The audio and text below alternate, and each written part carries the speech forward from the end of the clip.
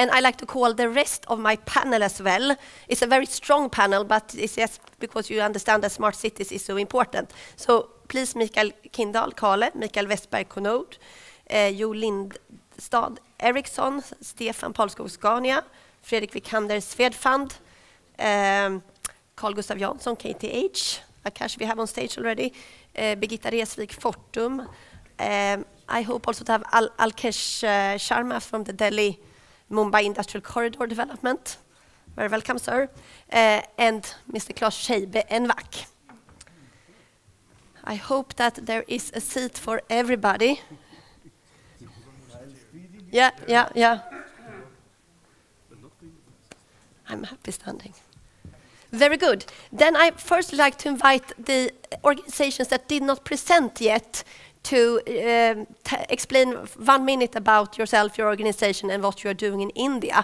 And I would actually like to ask Mr. Sharma then to start to take a few minutes on your huge infrastructure project.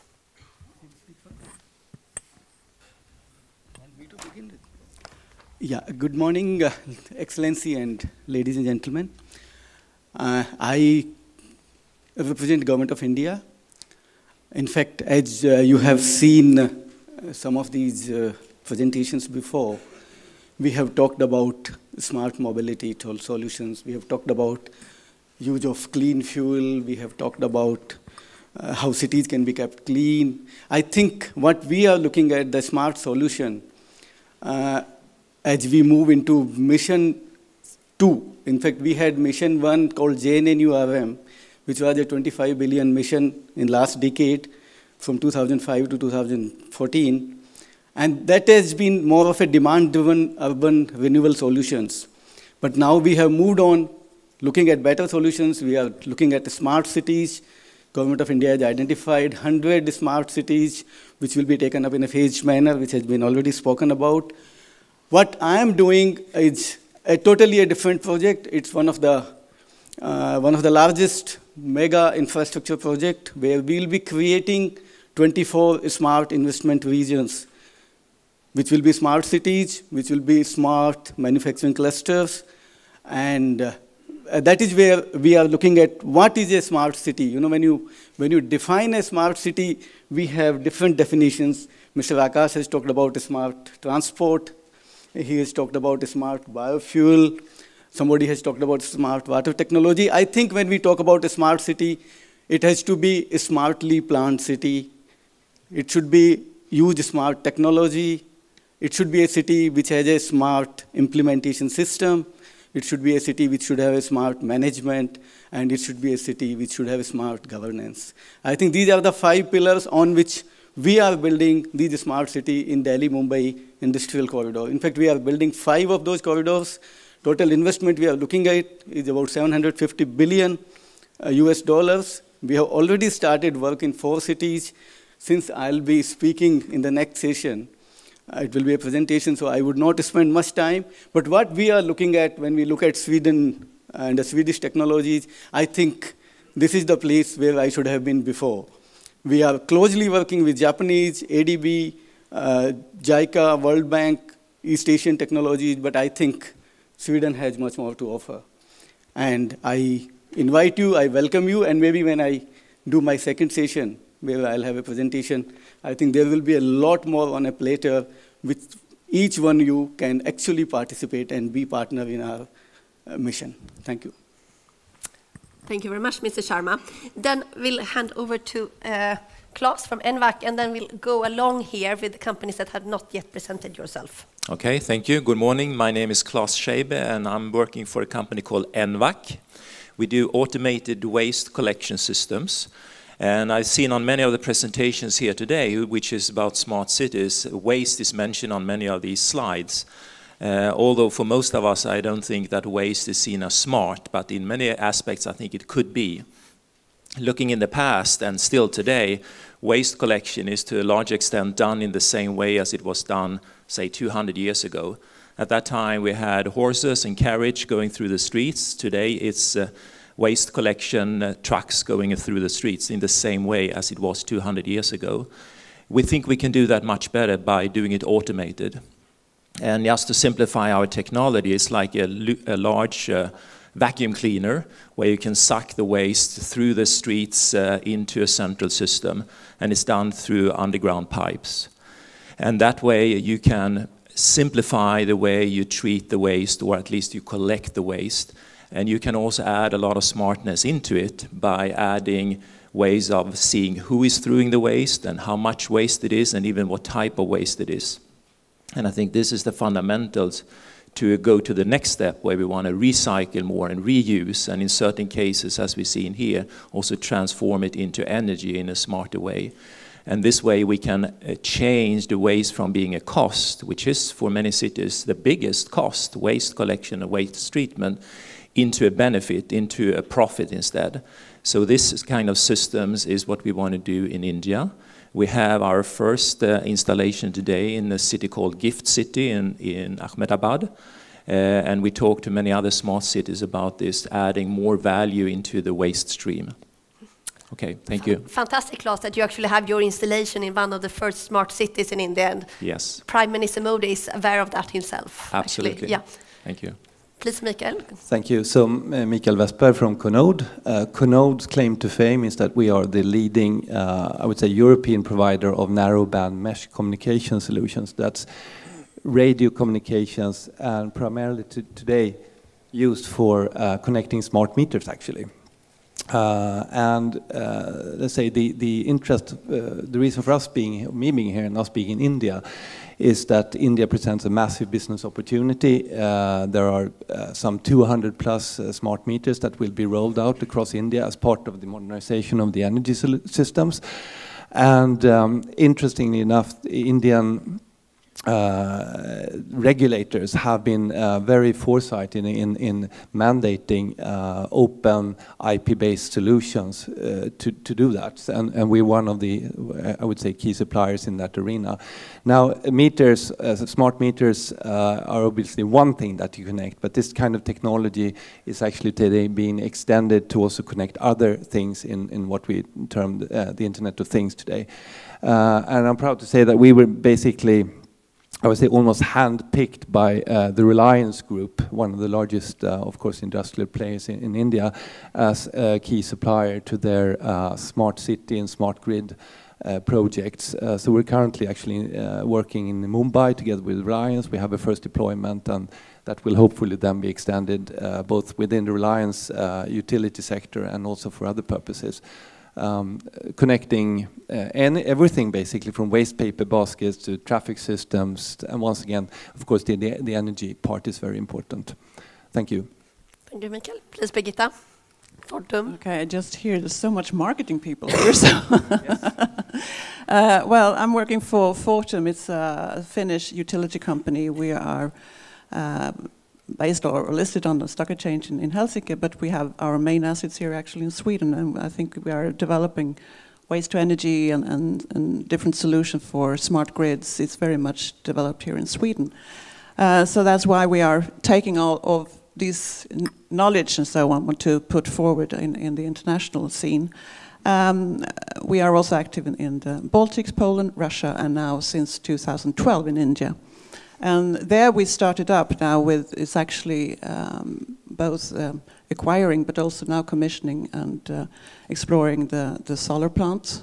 So we have now won two of the big auctions with very good prices, but it's very low prices, but it is really interesting development. So we are very fortunate, I would say, to have this development in India, and we're also getting knowledge about solar technology into our business, which is very important, we believe. But then we are also working in the Royal Seaport project here in Sweden together with ABB, Ericsson, Electrolux, and also with the academia. I just thought about the other presentation to have this cooperation. And here we can see the smart grids, and as we say, smart meters is one point there, but also see the digitalization coming forward and how we can get a more smarter use of energy. And then we can smart use, it's not only electricity, it's use of heat and cooling as well. So I think that is main aspect. But then we're also big at infrastructure for EV cars or electrical cars. We are very big in Norway, where I think is one of the main driver here, and we are developing this. And here we also look to see what we can do also in India about this. So, and then waste to energy. We want to do energy of the waste in a good manner. And here we are just, it is a challenging area, I would say. There's a need of regulation and also to see who owns the waste and really have, know what we are doing, I would say, in this area. But we have started up feasibility studies, and we can see now with the smart cities concept, and I would say that there are more awareness of this. So we want to look really seriously into this and see what we can do to build or to sell our knowledge to see how we can go forward in this business. Thank you, Birgitta. Then we jump over to Mikael from Kale, Smart Parking. Yeah. Your Excellency, ladies and gentlemen, Kale is manufacturing or offering state-of-the-art parking solutions to different cities, smart cities in particular. And the reason why having a parking plan, where our solutions then are a vital part of it, is in order to regulate traffic flow in general, but also regulate traffic flow in particular for the public transport. And of course, if we look upon Delhi as an example, with 8 million vehicles, whereof 50 to 60% are four-wheelers, they use maybe 30 minutes for every day to look for a parking space. So if we can reduce the surge traffic by a good parking plan and parking solution, that will have great impact. And the fact is, if we then think about, I met somebody who said, well, I only want to regulate when the car is moving in the traffic flow. Well, if we say a car has a lifespan of 10 years, where is it 90% of the time? It's parked. So you have to control the behavior of the parkers in order to make them move from one place to the other with the differentiated parking fee system like we have in Stockholm, where it's most popular to go. It's in the city center, most expensive. Actually, people can park in neighboring areas and walk or take a public transport for 1 or 2 stations.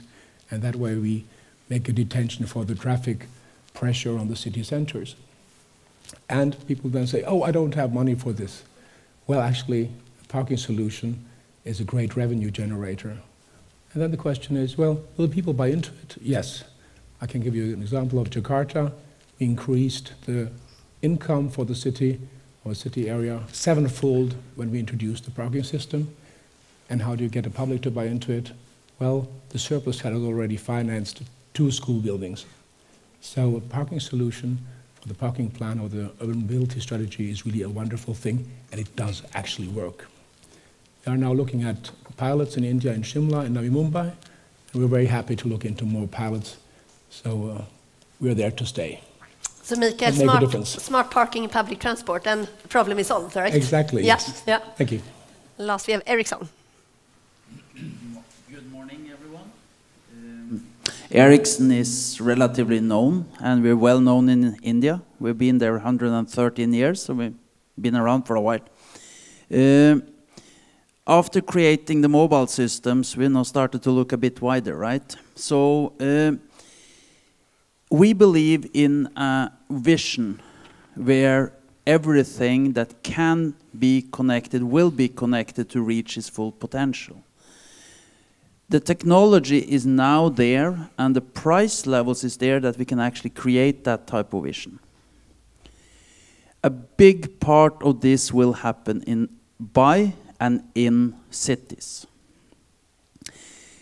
We have been focusing on some of the vertical segments here. Intelligent transport solutions, public safety solutions, and smart utilities.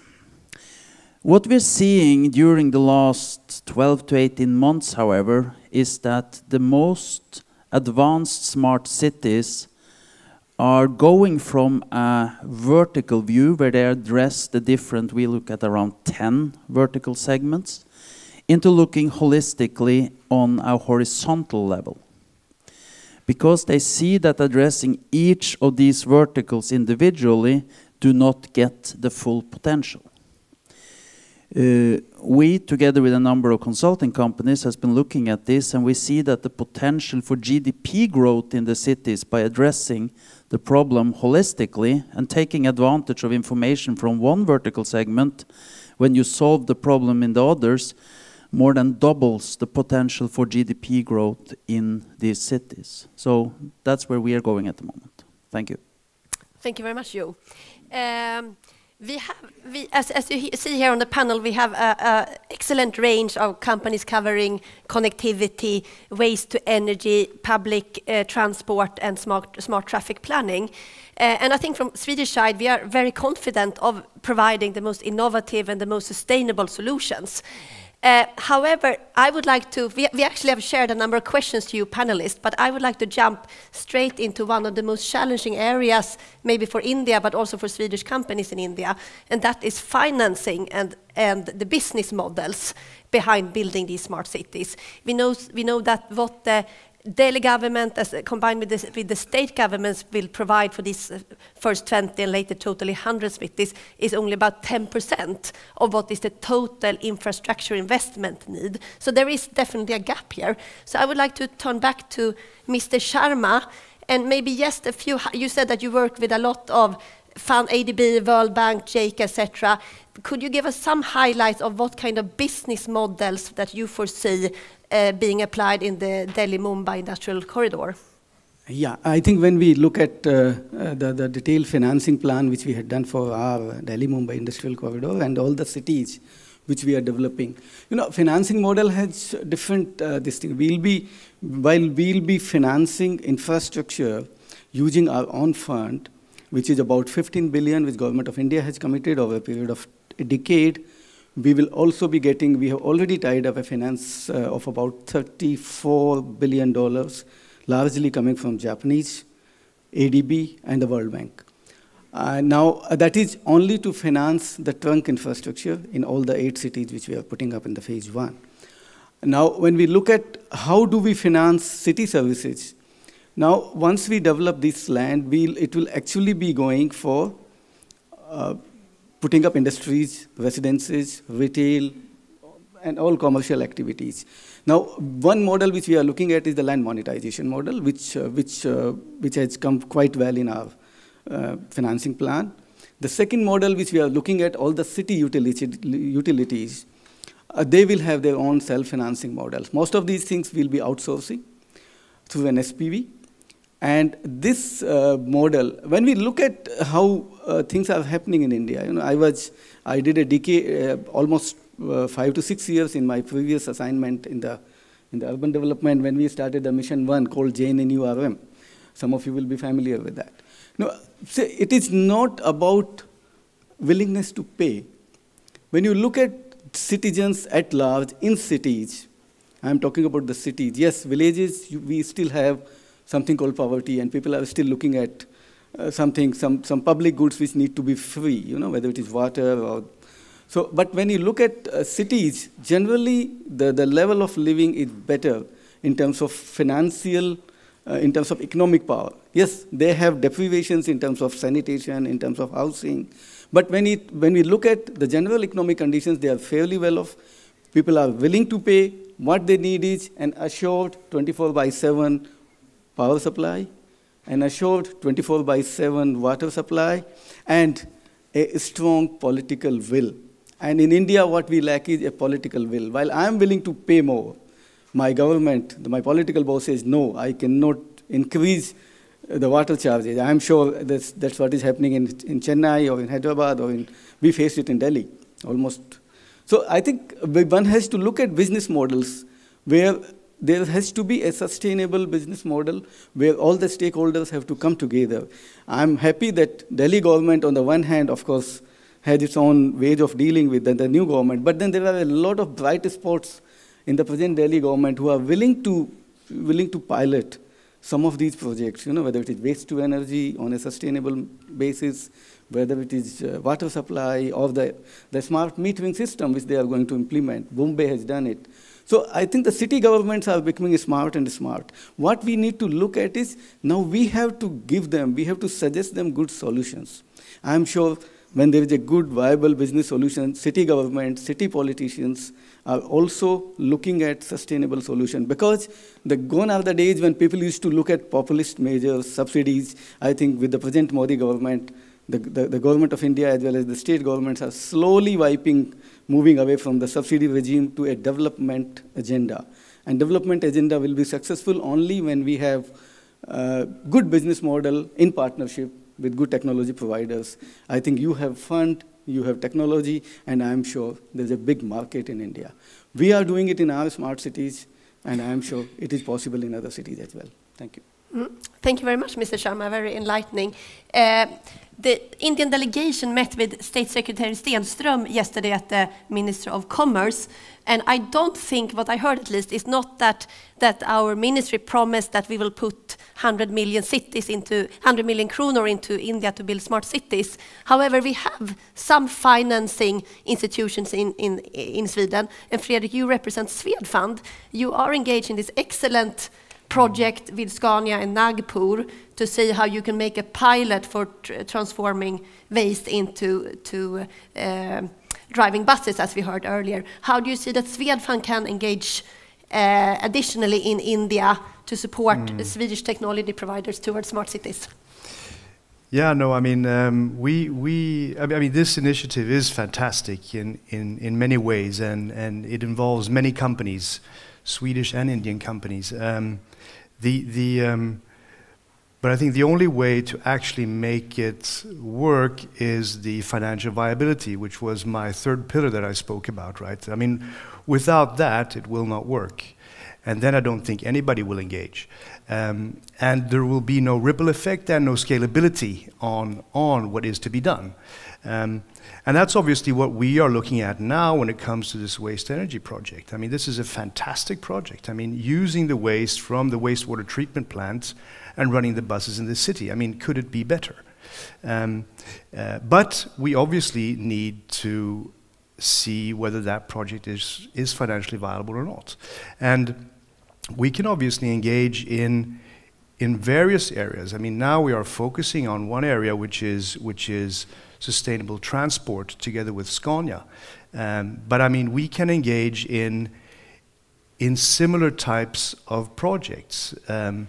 When it comes to Team Sweden, which we are a part of, we can assist and support our Swedish companies. The difference is that we at Swedfund do not need to support Swedish companies. We can even support Indian companies, but with the same sustainability model that I presented previously. So we see a great future for us. I mean, we are present in India with a variety of investments, and this Smart City initiative will, I hope, increase our presence as well in order to facilitate this when it comes to the financing. Thank you, Fredrik. While the audience think about one question that we will have time for, I will turn over to Birgitta, because I'm actually very keen to understand, Fortum, you are a technology provider, but you're also operator. So you are actually operating and turning waste into energy and into money. What will you do in India coming next besides solar energy? Well, I just tried to say that we are looking into a feasibility study, and let's see what it will end up to. But of course, here is very much about also the business model. Here in Sweden, we get our, payment, you can say, from three streams. That's from the electricity that we sell, that's from the heat, but maybe we can turn that into cooling. But if there's a need for heat, we can sell heat. And then we have the payment, you can say, because it is more expensive to take care of the waste. So we have a sort of gate fee to say that it is the local authorities or who owns the waste that is also paying a fee that we are taking care of this. But of course that is dependent on what is the alternative for the waste. I mean, here in Sweden and in Europe it's illegal to put it on the landfill. So that's why, and it is a cost to take care of it. So, but of course we are doing this in an open and transparent way to challenge the competition, of course. But these are things that we have to see. What are the possibilities? How can we develop the business in this case? Thank you, Birgitta. Any question from the audience? We have one here at the back. My name is Purnima Joshi. I'm a journalist from India. In terms of financing and business models, what I would like any of the panelists to answer is that, I know what Mr. Sharma said about economic power and the people's ability to pay. But I'm not so sure of it. In Delhi, for instance, if you look at metro as a smart transport solution to people's moving about in the city, 30 to 35% of working class in Delhi is not able to use it because they are not able to pay the fare. They are still walking. The working class, the people who work in other people's houses, the plumbers, the electricians, they're using their cycles or they're walking to work. So what I would like to know is that what are the costs of smart solutions like using waste? I mean, it's a very good idea, but what are the cost escalations in this?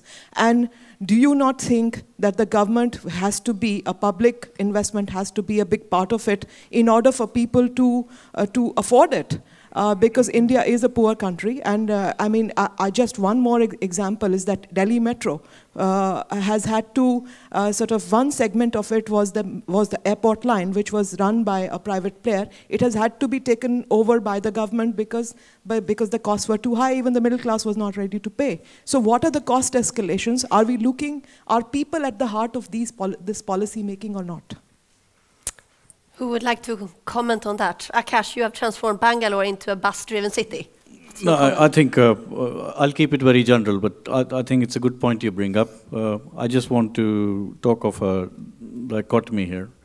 On one hand, we say 30 to 35% people can't afford to get into a metro. On the other hand, we go in and we invest 10,000, 15,000 crores into a metro system. So there are other systems available which can do the same job, maybe not as efficiently, but at 1/10 the price. So I think that is something which the government needs to look at. Government has taken a great initiative with JNURM, if I talk on the transport side, where you have gone into 50, 60 cities, you have given the money for that, and that has actually radically transformed the way the city bus industry used to move. So I'm just talking on transport because that's the only business I know, morning and evening, and nothing more. But there is a challenge. I think the challenge is also financing, because you touched on that. Today, when you put in a product, whether in the city and so on and so forth, you have about 12 to 13% the governing interest rate. In probably Sweden, we can pick it up at 1% or 2%. With those kind of interest rates, it's very difficult for the operator or any investor to be able to provide solutions out in the market to traveling public at a lower price. And I think that these challenges need to be really addressed well. I know government is taking steps, but we need to take more. On public transport, more or less in any given city in the world, the government supports public transport and brings it to a level. And I think that we can't have an approach in India where we feel, let somebody else come and do the job. So I think we need to do it together. But that's just a comment on the transport field. For the others, I will leave to someone else. One last comment. Birgitta, please. Okay, I can just say that, here in Stockholm, we are owing the Fort Environment, that is a company dealing with the total district heating and cooling system here in Stockholm. We own it together with the Stockholm city, 50%. We are going into projects in Lithuania where we are also having cooperation with the city. So this is, of course, possibilities, and I understand your point there, and I think that could be a way forward. And we as a company, maybe we can also see that it is owned by someone else, but we are operating or something like that. I mean, it's all open for business opportunities to see different models, I think. So we are well aware about this issue. Thank you. Thank you very much. The panel will still be around here in the coffee break, so we can take all questions then. And of course, Mrs. Ambassador, she always has the right for last comment. Yes? I have one question specifically to Mr. Sharma, Alkesh Sharma, and one question to the panel in general. I think taking off from what Purnima said, one thing is for companies to take the products that they have developed, let's say for the European market, and tweak them a little bit for India. But are any of you ready to look at India's problems and conditions and take that as the starting point for innovating? For example, taking about waste collection. connection. In India, we have these whole hordes of, we call them kabadis, and in English they're called rather disparagingly the scavengers, but basically they're just the original recyclers, okay? And that's a way of living for them. Now, when you evolve a waste collection system, does that mean that they will be out of a job? Or do you have to find a way, this is just an example. The question to Mr. Alkesh, and I think that would be something of interest to all of us, is how serious is the government about viability funding, viability gap funding? Because you know, on the Swedish side, Swedfund can work with its partners, come up with things, but they can't, you know, the scale that you're talking about, you know, I don't know, we keep reading about Japan or America doing this, I don't know from where they find the funds, but I'm being realistic. I don't think in Sweden they'd be able to put that much of funding into this project. So we should be ready to do the viability funding. And again, from what Purnima has said, perhaps the way to tackle that problem might be that since we are stretching this whole Aadhaar card and identifying those who are below the poverty line, could we not think of a pricing for transport solution, a smart card meant for those who are below the poverty line, which makes it affordable for them? Maybe that would be the way to go. Thank you.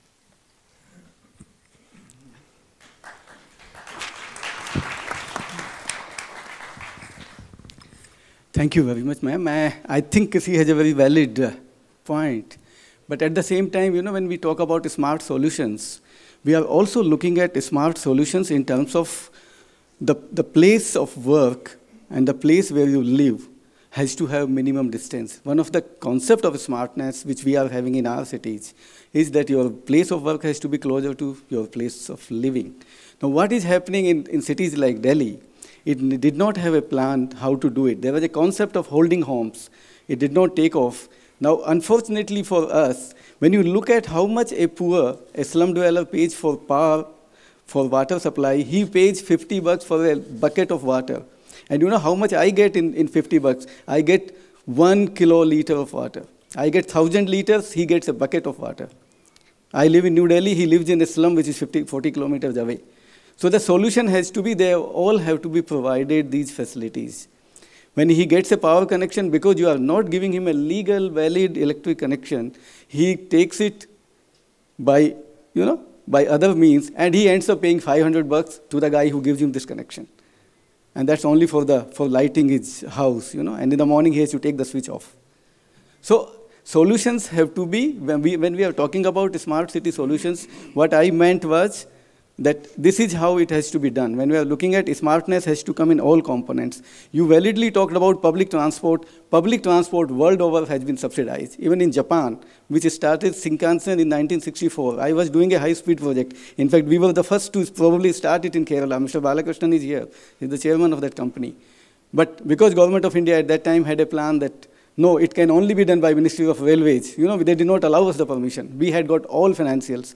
Now, even in Japan, when they started, even today, JR East, all these companies are not viable only on public transport. What they have done is they have done a lot of land development. Look at each of their stations. They have converted them into big shopping malls. They have put up hotels there. So I think when we look at these models, Metro in Hyderabad, this is a public-private model where it's not the MRT per se which is viable. It is the land development model which will make it viable. So when we look at solutions, I think these are the things.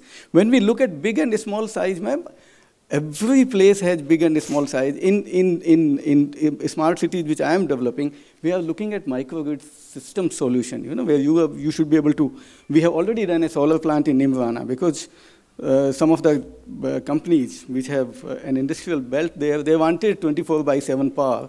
We have put up a solar system, and we have also did a microgrid connectivity that we give them 24/7 with diesel solution. So I think these are the solutions. So we are looking at Swedish companies. They should be able to provide us this solution where we can switch over to conventional to non-conventional power. But what we need to provide to the citizens is a 24/7 supply. That is ultimately what will make a city smart. So I think your point is valid, but when we look at how we provide solutions, I think these are the solutions. The parking, it can be a self-sufficient system. The only thing Delhi government needs to provide is give them a couple of hectares of land go for vertical, allow them to operate a concession period of 13 to 17 years. They will make it viable themselves. So it's a political will, and I'm happy that city governments are waking up.